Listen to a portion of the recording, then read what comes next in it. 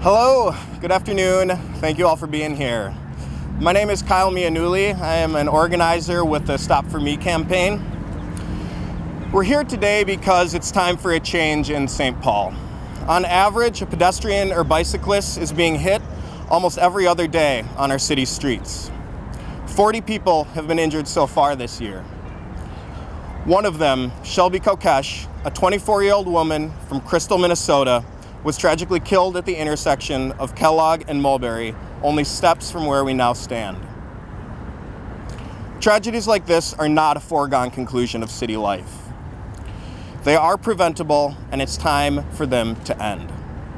St. Paul needs to shift the culture of indifference toward pedestrian safety.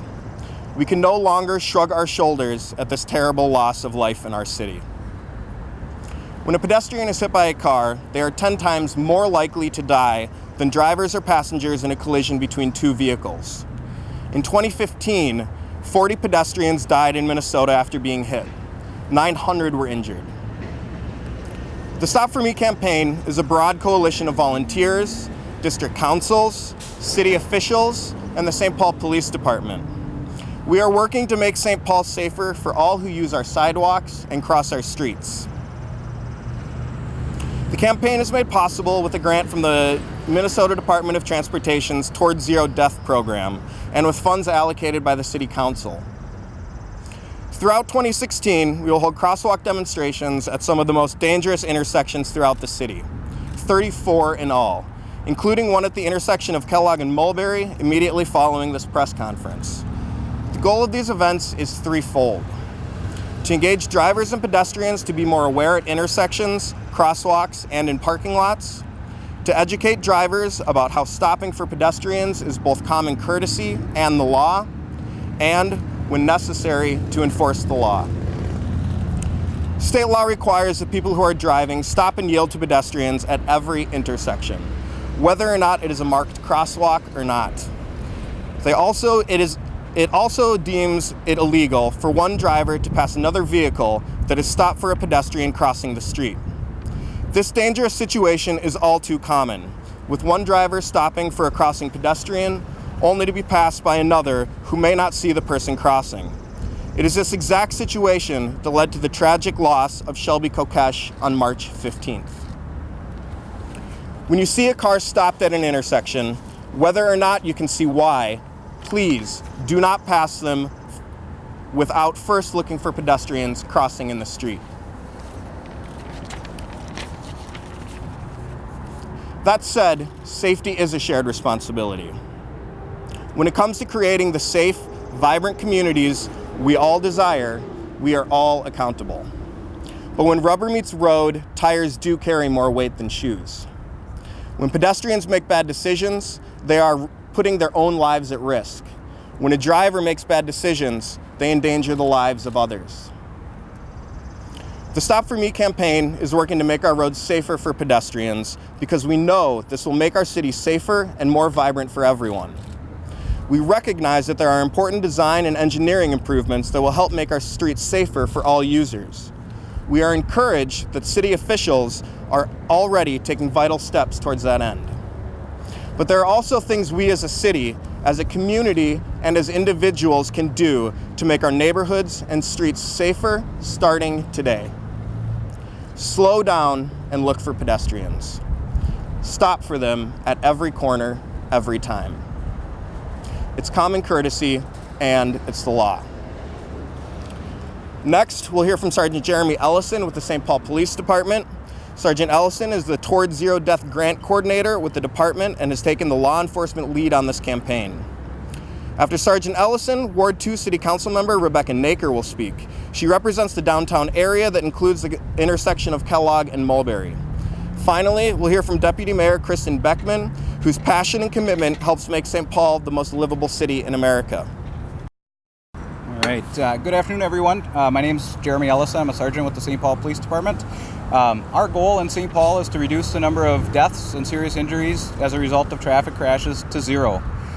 We have a plan during 2016 to do a total of 34 different crosswalk safety events throughout the entire city. We'll be working with our community partners as we do these events. The events, as you'll see today, have both an education and an enforcement component. Every event is conducted in a very similar fashion, and it's also done in accordance with the National Highway Traffic Safety Administration's Pedestrian Safety Enforcement Operations Guide. Crosswalk safety events are a partnership between the police and the community. We're working closely with our citizen volunteers to conduct education, and police officers are present to do enforcement. Police officers are trained. These police officers that you'll see out here today are trained on how the enforcement operations are conducted. We want to make sure that every citation that we do issue today is justified and defensible. We're not trying to trick anybody. We're not trying to create an unsafe environment for pedestrians or for motorists. You'll see that the supervisors who set up these events are going to be measuring out the distance from a certain known point as the cars approach the crosswalk. The distance is 193 feet. That gives the drivers plenty of time to see the pedestrians and then safely stop for them. The distance is calculated based on a 30-mile-an-hour roadway, and we give the drivers the benefit of the doubt of an extra 10 miles an hour. So we're assuming they're going 40 and a 30 and still giving them plenty of time to stop. The markers that we've placed out there allow the officer who acts as a spotter and the other enforcement officers to quickly determine if the vehicle has had enough time to see the pedestrian and safely stop.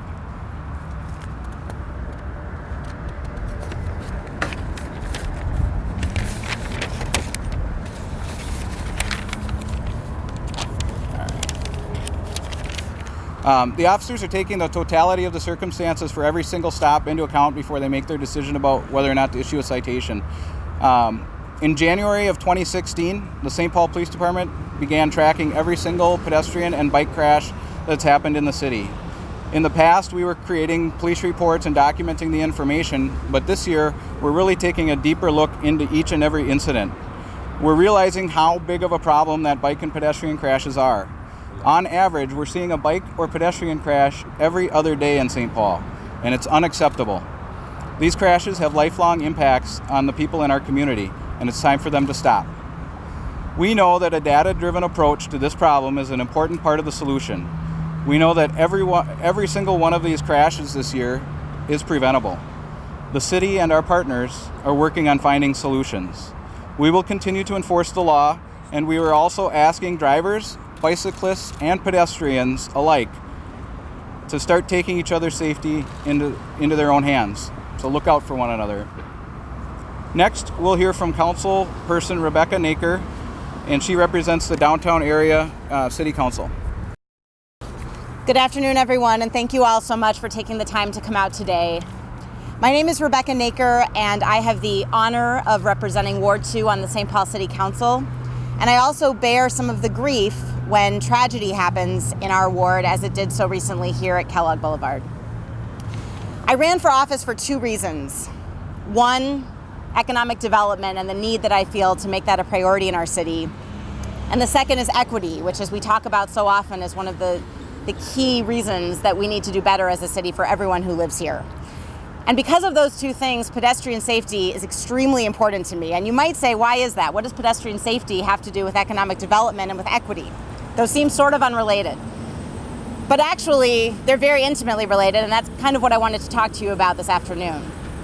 As it turns out, a city that's easier to walk through is also a better city for economic development for a couple of reasons. First of all, walking and public transit reduce public costs because they reduce the costs related to roads and parking and traffic congestion and crash risks. So it frees up public money for other types of investments in economic development. And walking and transit also reduce private costs. It's something called the green dividend. In other words, when you don't have to spend your money on driving your car and maintaining your car and paying for gas and insurance, you have more money to spend on other things like patronizing local businesses and investing in our local economy. And walking also spurs additional business creation because, as it turns out, as we all know, one of the most fascinating things for any human being is the presence of other human beings. So the more people you see out walking around, the more you yourself want to be out walking around. And not surprisingly, the more people are out walking around, the more likely a business is to want to open up in that location. So the more we can make it easy and interesting and safe for people to get from place to place on foot, the more likely we are to be able to spur development in our local economy. And walking is also the most equitable form of transportation. We talk a lot about equity, and walking is really the great equalizer. For everybody who's able to walk, trips begin and end by walking. And it's the most reliable way to get around no matter what your background, no matter what your income level. Everybody who can walk has access to being able to stroll from place to place. And for many people, walking is actually their only way to get from place to place. Nationally, a third of all African Americans and a quarter of all Latinos live without access to a car. And I actually, as an observant Jew, have my own sort of restriction when it comes to driving, and that every Friday night through Saturday night when I observe the Jewish Sabbath, I refrain from driving. So it's really important to me to be able to walk from place to place 25 hours a week. And so that's a different kind of diversity that also plays into pedestrian access. If you're unable to walk, safe streets and sidewalks are actually even more important, because Americans with disabilities disproportionately use non-automobile forms of transit. So no matter who you are, walking is the great equalizer, and we absolutely need to make it safe everywhere in our city for people on foot to get around. I want to now introduce one of my very favorite walking buddies, our deputy mayor. Actually, when we have an opportunity to meet, she always prefers, rather than sitting down in an office or sitting in a coffee shop, she prefers to walk during our meetings, sometimes to walk around the concourse at the Xcel Energy Center or walk outside. So it's my pleasure to introduce a great walker, Deputy Mayor Kristen Beckman. Thank you. There you go. I've never been complimented on my walking before, but I will take that one. Hi, my name's Kristen Beckman. I'm the deputy mayor, and I'm sorry Mayor Coleman couldn't be here today, but I'm excited to be here and share with you. As you've heard, there are a lot of champions for making St. Paul the most livable city in America, and that means the most walkable city in America.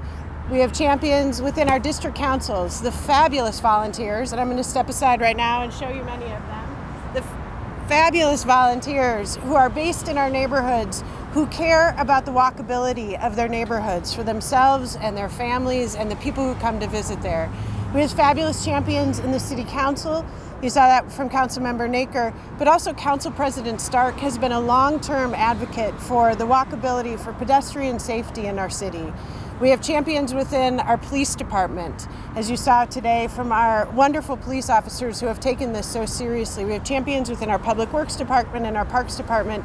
And Mayor Coleman is a champion of walkability in the city of St. Paul because he realizes all of the things that Councilmember Naker said. It's a part of equity, it's a part of economic development, it's a part of a vibrancy and creating vibrant places and spaces along the city.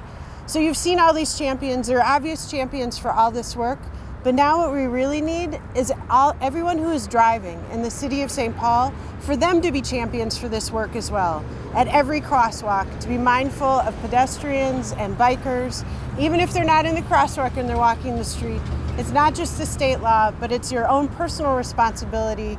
And I hope that all of us can come together in the city of St. Paul and champion the Stop For Me campaign and make a difference in our city and across the way. Thank you.